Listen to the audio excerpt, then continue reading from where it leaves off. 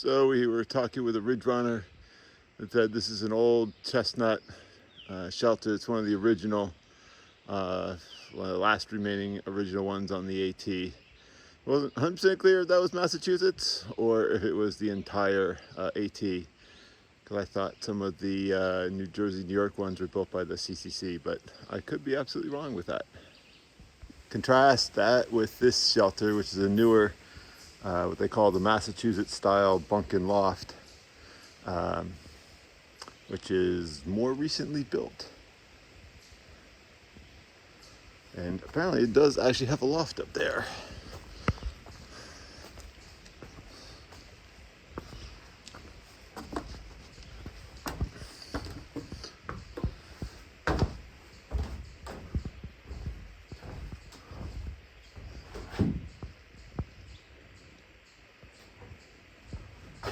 It's cool.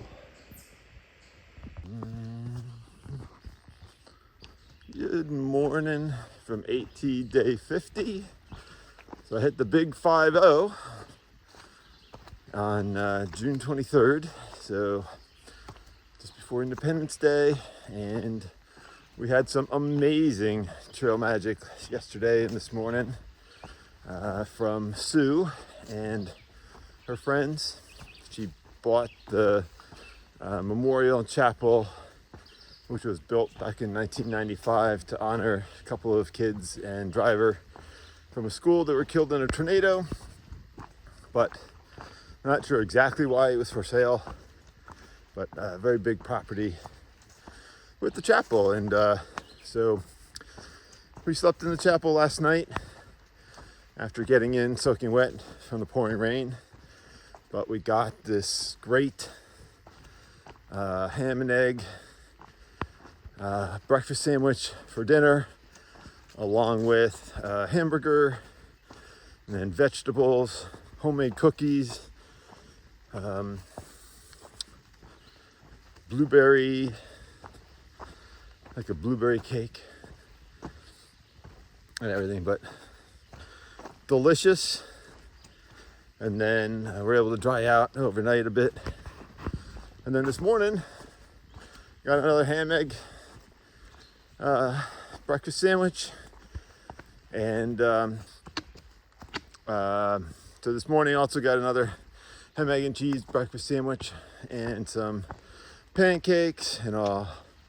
Well, just a great group of people. Apparently she literally just bought the property a couple weeks ago. Plans eventually to turn it into kind of a hiker hostel. But right now, it's us to solve the water problem and the power problem. Oh, and the privy problem. So, but other than that, it's a nice cool day. Breeze is blowing today.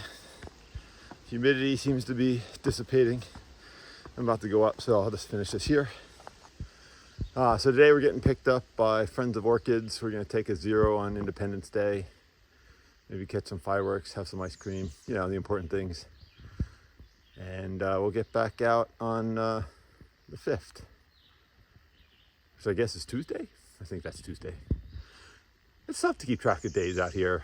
I have to actually look at my phone every day to figure out what the actual day is, and I can go figure out from that what AT day I'm at and all that kind of stuff. So anyway, I went down, checked out the shelters, and I'm gonna go catch up with the other two, and we're gonna make our push to pick up and ice cream. Important things, ice cream. Anyway, ducky out. I'm guessing that's a beaver hut and that this is a beaver pond, but really cool.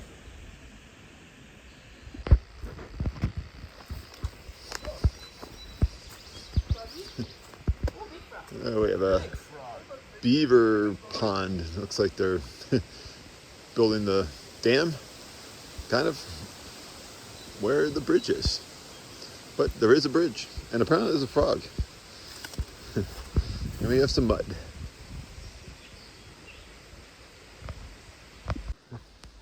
Not sure if you can tell, but we are in an old growth hemlock, I think. Huh. 57.5. Sure what that means? 57.5 on that tree. I don't know. Pretty sure these are hemlocks, but it is a dark forest. And the temperature distinctly dropped. We're getting a nice breeze, but it's just it's funny how you almost get this demarcation line that there's no undergrowth in here. It's much darker in here than in some of the other forests. And then coming up here, boom, we're going to be back into a little bit more of a deciduous, although it looks like it keeps going. But it's funny how you got all these little micro, I don't know if micro environments is the right word, but micro regions. So suddenly you got a little bit of undergrowth that wasn't there before, some new trees, and then looking ahead, and you get some ferns and stuff, and it's just very odd how it all comes together, and it's not, not super big regions sometimes. Some of the mountain laurels will just get this massive cluster of mountain laurels will be 100 yards long, and then none before and none after. But in any event, helps to hit the bridge. Oh, the bridge is slippery. Helps to hit the bridge dead on. Focus on one thing. So, anywho, that's the other thing. I see way more birch trees down. I've only seen like a handful of birches still alive, so I don't know why all the birches are dead. But I don't know if they're more susceptible to like spongy moth damage in the past. If something like a birch blight came through in the past or something. But it's long enough that all the trees are pretty much down on the ground now too, rotted. So I feel like that's several years ago at least. So anyway, catch you later. And now we're in amongst these bigger ferns. Although this one looks like it's short-lived. As we're heading down into a valley, and then we have a climb.